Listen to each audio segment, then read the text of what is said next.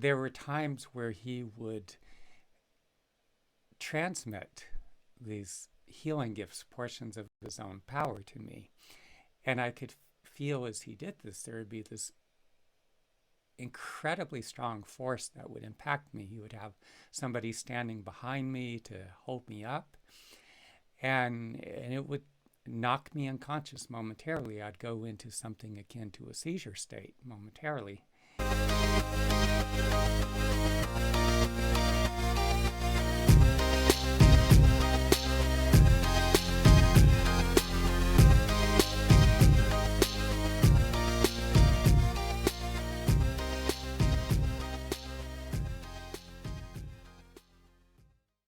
Welcome back, everybody. We're joined here today by Ben Oofana. Ben has quite an interesting background, so I will let him explain to you, what it is that he does. But Ben, welcome. We're so excited to have you today.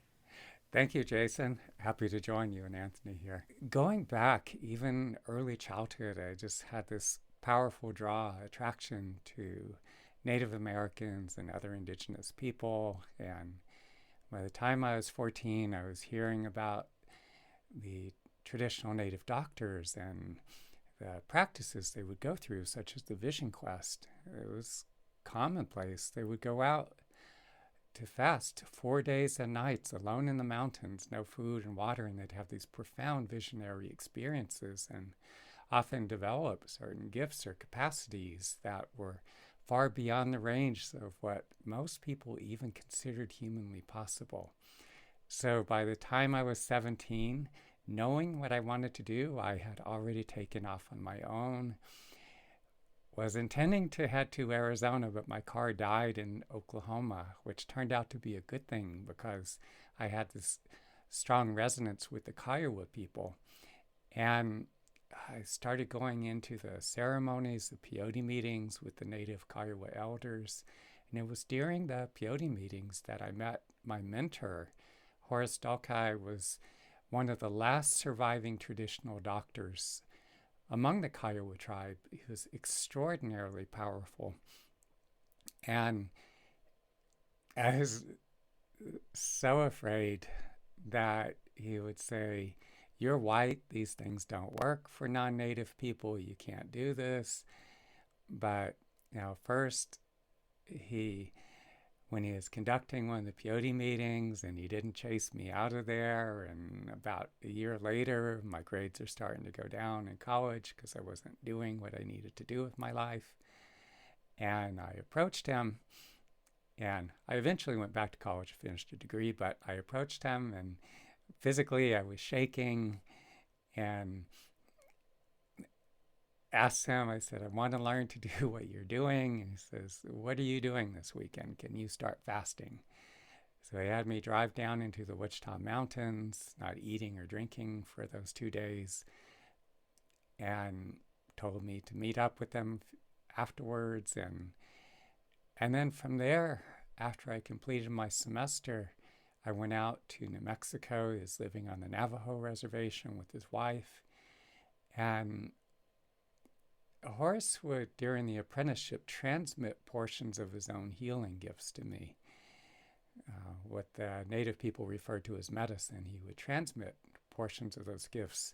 And then the vision quest typically, although it varies some within tribes, but around 4 days and nights, no food, no water, alone in the mountains. And that's how I began this path that I've been on for decades. And there was some time in my 20s where I was in this wandering alone in the desert phase.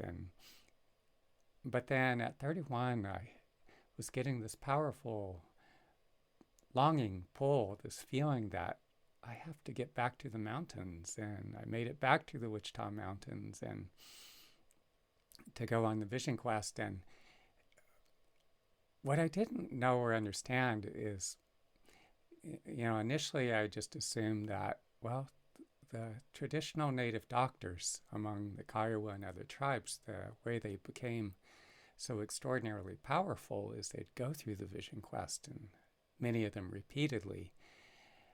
And they would receive additional gifts that would enable them to work with a wide range of conditions, either digestive, neurological, people that had suffered as a result of injuries, maybe from an automobile accident,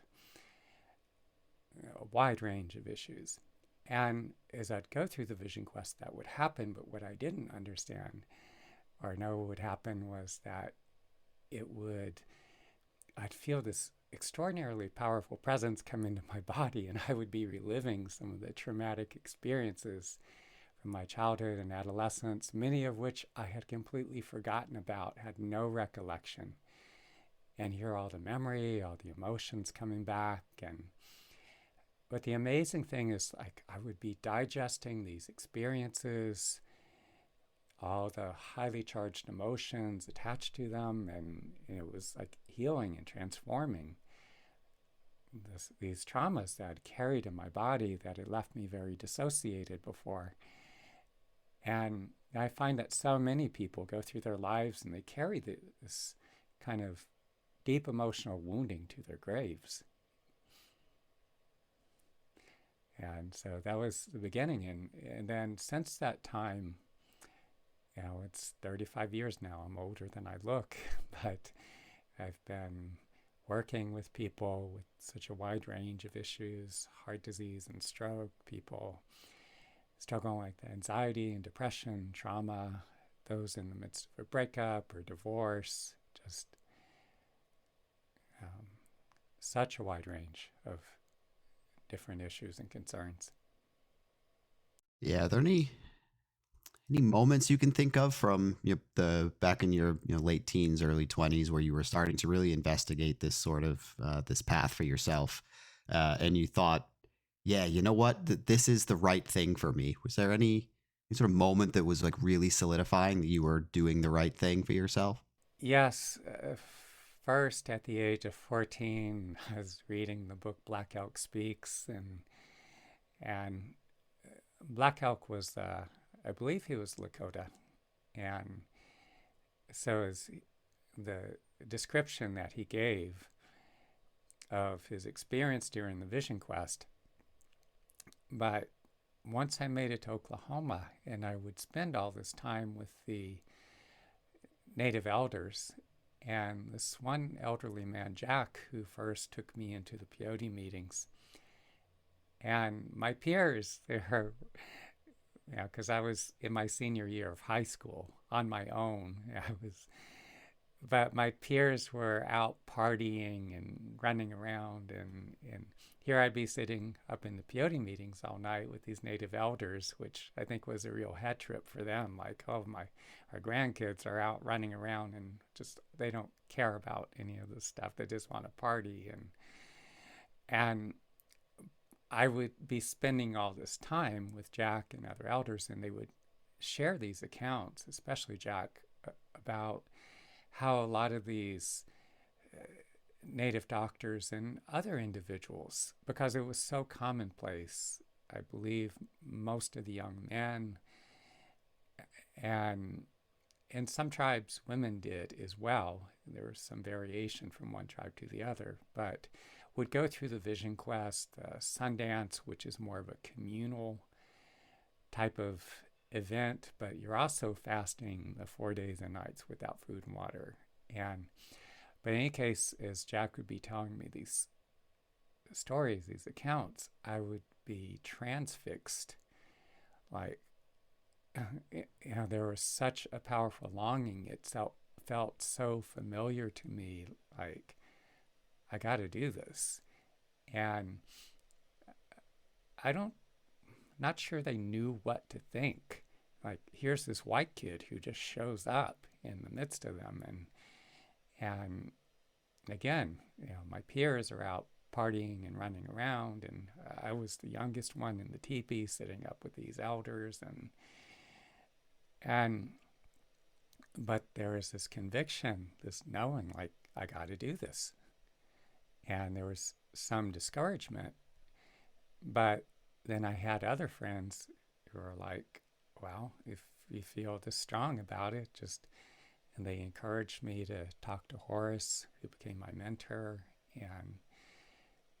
one friend, his name was George, and he was probably at least a dozen or so years older than me. He was an attorney.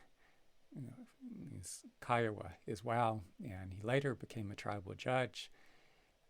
But he was always so supportive, and just having his encouragement, and his cousin, uh, his name was Tim.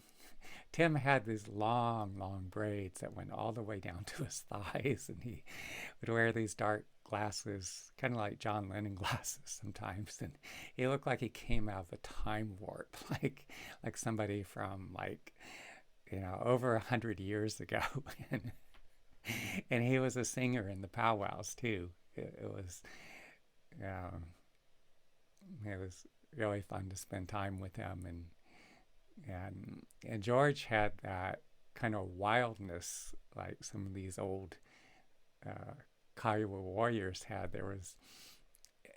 And he was very open. He didn't care if somebody was gay or straight or whatever, and I'm very accepting as well. But this guy just kept hitting on him, and there was an incident where there was some some guys. I don't know what happened, but the guy actually rounded up some other guys, and they were going to go beat my friend up, and they were living in Tulsa at the time. There's those apartments, those old cinder block apartments. You had the walkway on the second floor, and so George runs into his house and grabs a butcher knife and goes charging out the door. And his wife comes up behind him, and wraps her arms around his legs, and they're going boom, boom, boom, boom, boom, all the way down the stairs. And the guy's scattered in every direction. Like, oh God, this guy's insane. But Kiowas had a reputation. They were known for being these fierce warriors. I forget the name of that society in Kiowa, but I think the name was Crazy Dog Society. They would jump off their horse, stake a lance in the ground, and there was a sash that looped around their neck, and they would stand and fight till all the enemy was killed or had retreated, or till they were killed or their comrade picked up the lance and handed it to them, and they were free to ride off. So there is some of that still carried over among the Kiowa people at that time. I wanted to ask you about these, like when you were in these sessions, these council meetings or whatever, what'd you call it? The peyote meetings. Did they have you participating or were you absorbing? It's kind of both. In the peyote meetings, you're sitting around the outer part of the outer perimeter inside the teepee, and then you have the fire in a crescent-shaped moon or altar that's sitting immediately behind the fire, and they would have a drum, which was black kettle. I don't know how they came up with this exactly, but the black kettle, and there would be some charcoal down in the bottom of the kettle, and it was covered by water, and then the drum. The kettle was covered with a hide, I think usually elk hide, and there was this very rapid drumming, and it had an incredibly hypnotic sound to it. And so one man would be drumming, and then the next seated next to him would have a staff, a gourd rattle, and holding in the hand with the staff there would be like usually a feather fan. It could be eagle or scissortail or other birds' feathers. And so the man with the staff and the rattle and feathers would be doing the chanting, and they would switch. So the first one was drumming, then the other singing. They'd switch over, then they'd pass it over to the next two, and I never was that much of a singer, vocalist, and so I sat quietly in the teepee. Sometimes I had to move over, and someone would kind of sit in between me. They'd have someone come and drum for the person sitting next to me.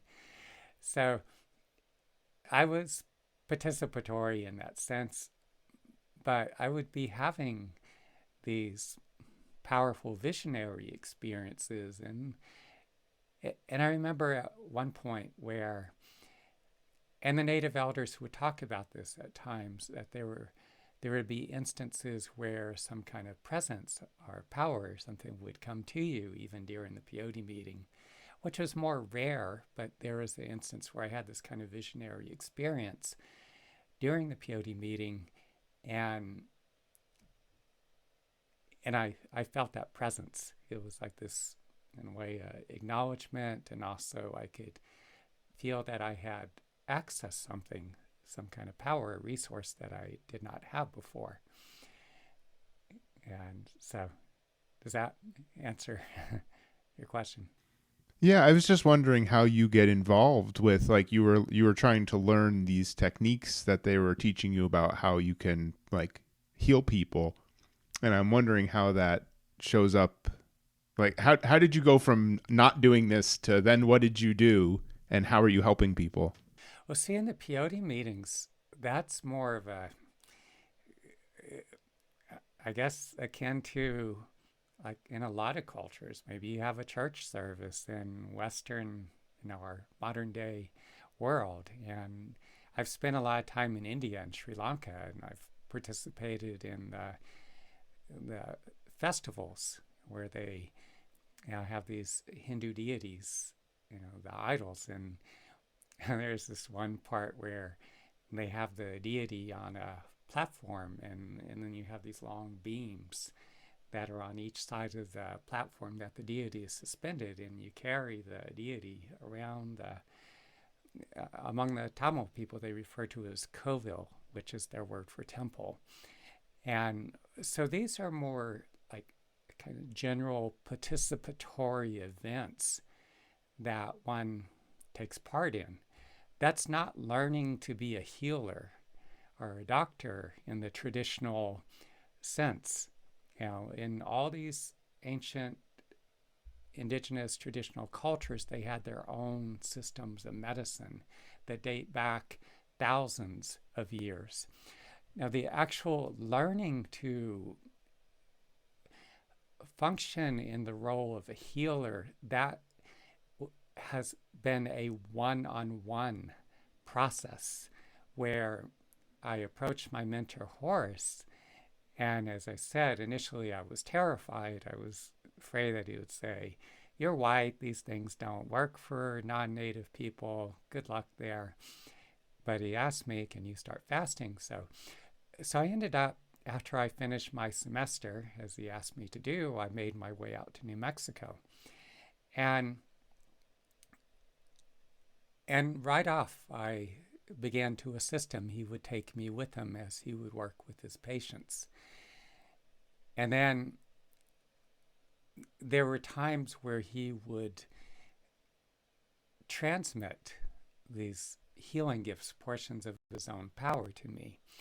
And I could feel as he did this, there would be this incredibly strong force that would impact me. He would have somebody standing behind me to hold me up, and it would knock me unconscious momentarily. I'd go into something akin to a seizure state momentarily. And then he would have me fast. As I said, the vision quest typically is 4 days and nights. You're not eating, not drinking. And this is the typical process one goes through. They say that when you receive these gifts of healing, you, according to the native tradition, you have to earn the right to work with them. It doesn't just work right off without going through this process, without earning the right. And so I'd go through the vision quest, and gradually he was having me assist him as he would work with different individuals. And some of the things that these native doctors would do, they border on the paranormal.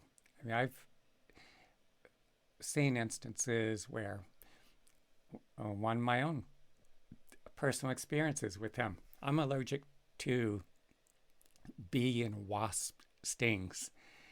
My wrist was swelling up very badly. Horace puts his hand on my wrist.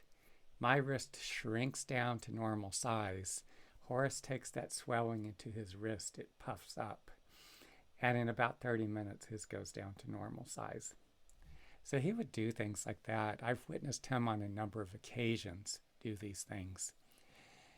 The Native Americans and other indigenous peoples, they did not have access to the modern surgical and other, with pharmaceuticals, all these interventions, all these, whole range of modern interventions. It just did not exist. And so Native people were living out in the wild and would go through these extraordinarily intense practices. In India, it referred to them as austerities. And so a lot of them would develop these capacities or these abilities that were far beyond what many people in our modern day world would even consider to be humanly possible. So I remember one instance where Horace was having me assist him with a man who is Navajo. This is in the middle of the reservation. And he was injured when heavy equipment turned over on him. I don't remember if it was a bulldozer or front end loader or something. And he was left paralyzed from the waist down. And he had blood clots forming. And so Horace had me assisting him. And these traditional doctors, sometimes they would make scratches on the body, or sometimes they would just use, without doing so, but using that suction and extracting those blood clots, and the blood clots coming out of the back of the man's leg. And I was just in absolute shock, like, I think I was 21 at the time, and I'm just like, holy shit, it actually worked. And I was still very uncertain, insecure, not knowing. I guess I just wanted Horace to hold my hand, and at one point he says, I cannot explain everything that you need to do. This is going to work differently for you than it does for me. You need to actually get in there and start working with people yourself and tell people what you've been doing the past couple of years, and training with me. And when I got back into college in Durango, Colorado, and I would share with friends, and I'd just be talking about what I'd experienced during my time with Horace, and it's like, oh, can you help me with this? Can you help me with that? There's a couple I was friends with, and the girlfriend, she broke her ankle, and I was talking with the guy, the boyfriend, and her boyfriend, and he was describing afterwards, and he said the force that he felt come into the room was so intense. He said he was sitting in the chair watching. He said he could barely keep his eyes open because he felt like it was just pushing him back into the chair because it was so strong. So again, these traditions, here in our modern day world, you have people, they go through a few weekend workshops, and they assume the title of master healer, which is absurd, because you have these traditions in the Philippines, Malaysia, Indonesia, all through Central South America. It used to be prevalent throughout North America among the Native American peoples. Sadly, so much of that has been lost because, you think about it, like the Native Americans, some 90-something% of the population has died out, largely due to the fact that Native Americans did not have domesticated animals other than the dog in North America, the llama and the alpaca in South America. And being that these diseases are zoonotic in origin, you had, throughout Asia, Africa, Europe, and people having sheep and horses and cattle and pigs, and And so these diseases would jump the species barrier from animal to human. And over the thousands of years, yeah, these people develop a greater immunity, but Native Americans didn't possess that. And so tribes like the Mandan and the Pawnee that were numbering 25, 30,000 or more people, and there might be like 1,000 or maybe under 100 survivors. And then the tribes that did fight back, the United States was systematically sending its armies then, and they were just massacring the native population. And after they forced them on the reservations, then you had the children were, they were kept in these basically prison camps, but the children were taken and shipped away to boarding schools, often far across the country, and also in Canada. And in these residential schools, many of the children were subjected to multiple traumas. They were shamed for their culture. They were beaten for speaking their native language. Their hair was cut off. They were forced to wear uniforms. Some were physically, sexually abused. And so there's this profound generational trauma that Native Americans have been subjected to. And like among many other indigenous groups of people around the world too, as they're exposed to the conveniences of modern day culture and television and instant garbage foods, then the culture gets lost. They lose touch with those rich and powerful traditions, which has been something very painful for me to witness. I was fortunate to have the opportunity to spend time. That was the last generation of Kiowa elders that still, I feel, had a firm grasp of the culture and also a firm grasp of their language, of the Kiowa language. How long did your apprenticeship last before you sort of became fully qualified? And what sorts of challenges did you face along the way? And did you ever feel like giving up? I spent about 3 years with my mentor, Horace. I wanted to stay a lot longer, but I ran into some challenges there. And the fact that I have explored other ancient spiritual traditions as well. And the challenge I ran into with Horace is the same that I see in individuals in other spiritual traditions, whether it's those in the yogic Hindu Vedic tradition, India, some of the gurus and yogis, sadhus. I've spent years training, 17 years training with the master from China in the internal martial arts of Xingyi Quan and Bagua Zhang. These internal martial arts have their roots in Taoism, which is this ancient system through which one develops their body, mind, and spirit, all that. You see this among some of the Sufi masters who have acted out, even some Buddhist teachers, Tibetan lamas, all that, is there's a limited understanding of how to deal with the emotional component of our being, of our psyche. And many of these traditions are so rich. It's this vast body of knowledge and practice through people have developed themselves and attained.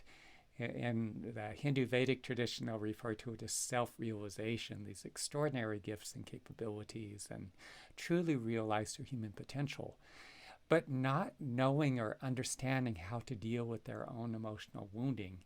And again, as I alluded to before, the fact that here you have the native people and they were subjected to this mass collective trauma, and then you have within the individuals themselves and their families. So Horace not understanding how to deal with his own emotional wounding.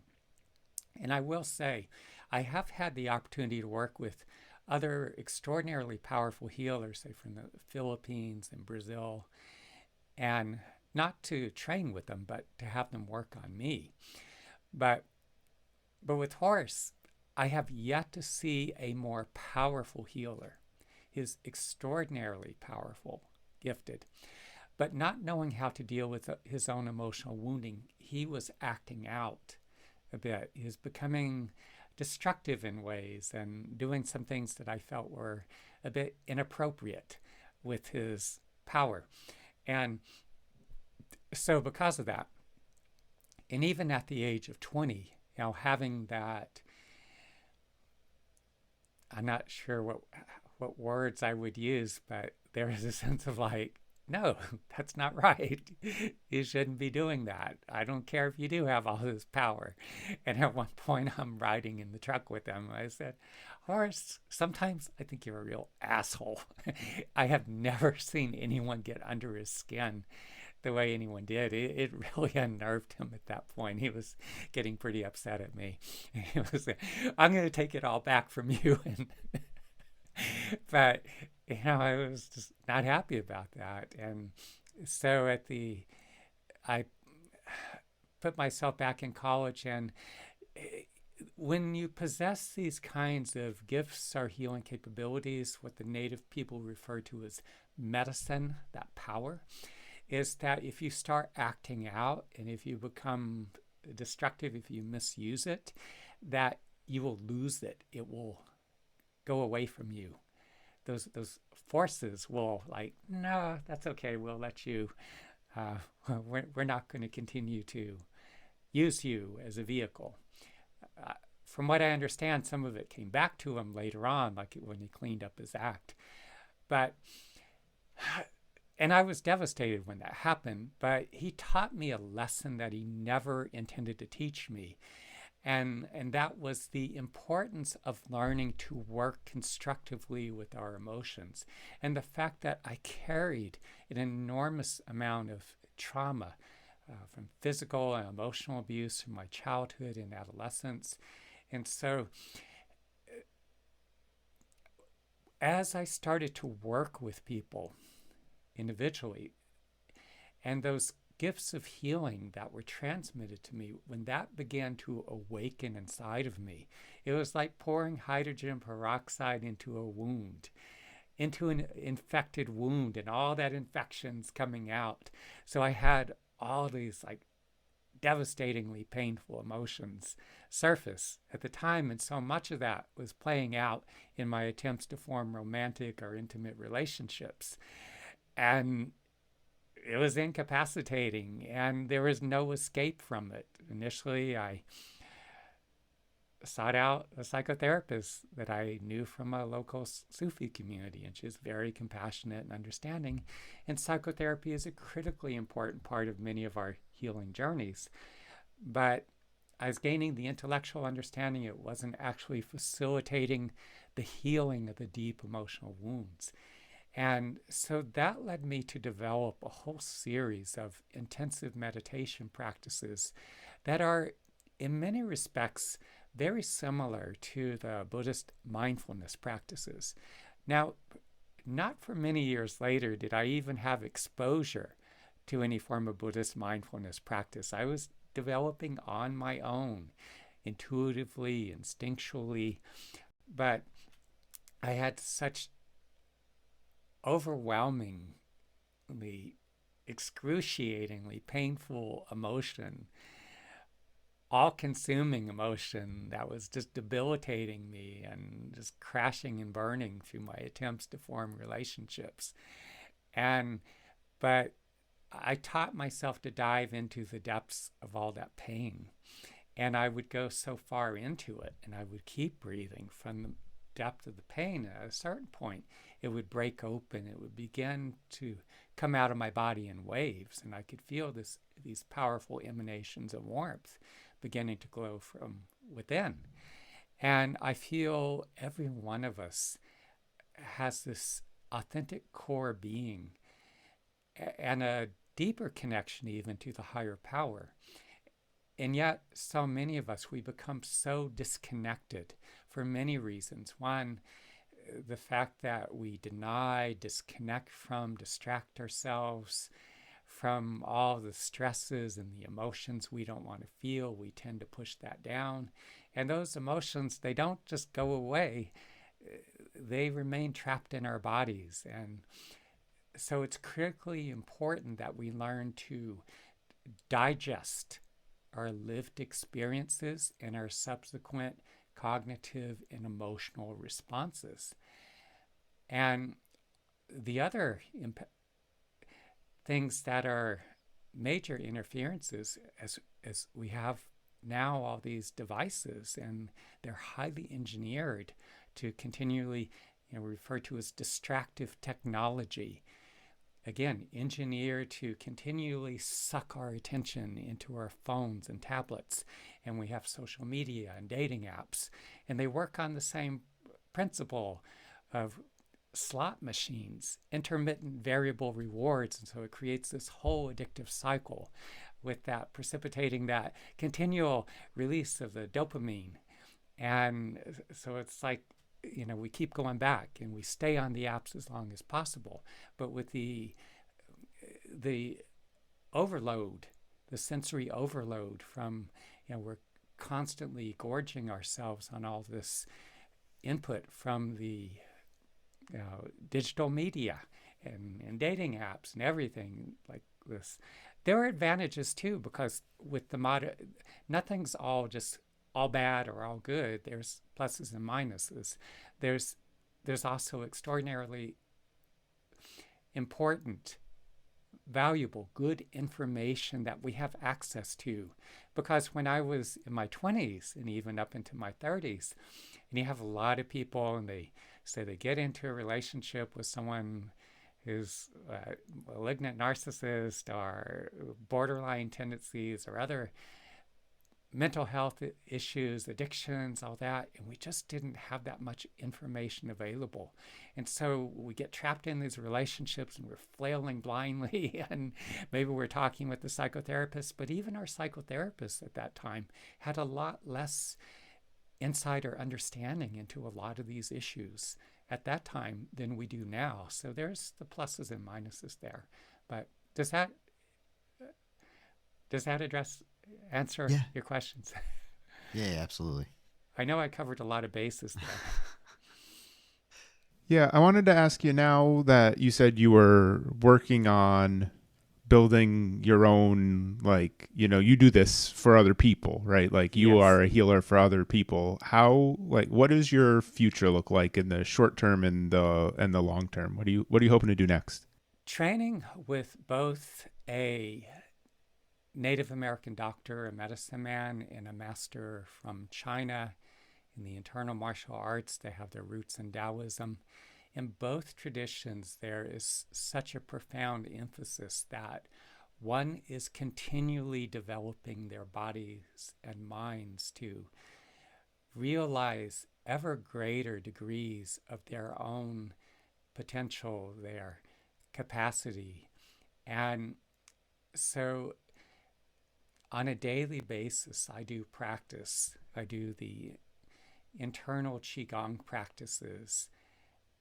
And these are, in a similar way, a lot of the practices that a lot of the Indian yogis and the sadhus would do to develop their bodies and minds, develop these extraordinary capabilities. There's my own system of meditation that I do. And as I work with that, my intuition and my deeper instinctual nature grows stronger. We all carry stress, emotional wounding, and a lot of this goes back, for some of us, even what's the term, in utero, but through childhood, infancy, in many instances. And what I find is layer upon layer of, as I do practice, there's this way in which I dissolve these barriers or layers, and so there's more awareness, there's more sensitivity. I find that more of me becomes fully present. Continuing to go through the vision quest, I've gone dozens of times. I have no desire or intention to impress anyone. I don't really care what anyone thinks in that respect. But what was it, October, I think I gone 61 times. And that's, again, the fasting those 4 days and nights without food and water. But it's just because to me, there's this hunger, this desire to become more and more, to experience that greater depth, that they call it mystery, but to me, it's like, how do you say, it's no longer a mystery when you step into it and it becomes your day-to-day experience. And Native people, it's like they lived with the foot in two worlds. So they were very much grounded in the physical day-to-day world, but at the same time, there is that depth and that openness to this higher power. And so to experience more and more that fullness of the human experience. So that's my desire. And then also, I I see and I recognize the wounding in people, the disconnect, and that so many people struggle with this wounding. They carry this wounding throughout their lives, and how it limits them, their development, that they're not realizing their full potential. And also many suffering as well from the physiological manifestation, whether it's digestive or respiratory disorders, or people suffering various injuries that could very well heal.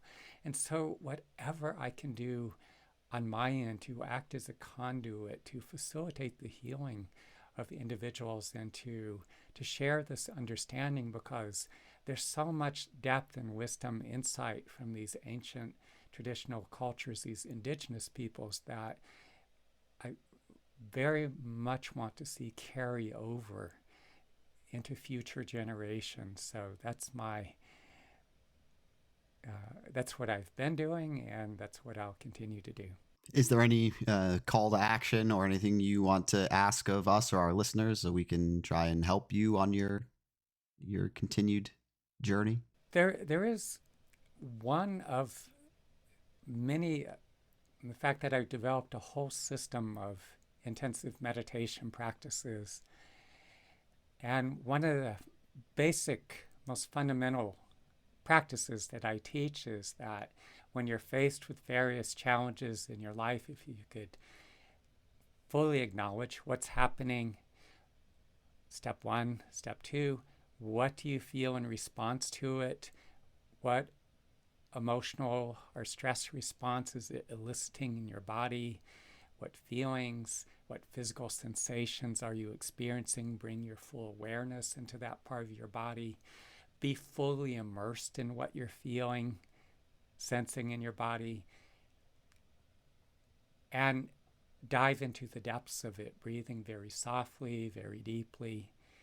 In some instances, some minor stresses or setbacks, maybe it'll dissipate in 15 or even 5 minutes, but some of the more difficult challenges, especially if there's a devastating loss, death of a loved one, or a breakup or divorce, or loss of a job, then those feelings can be very persistent.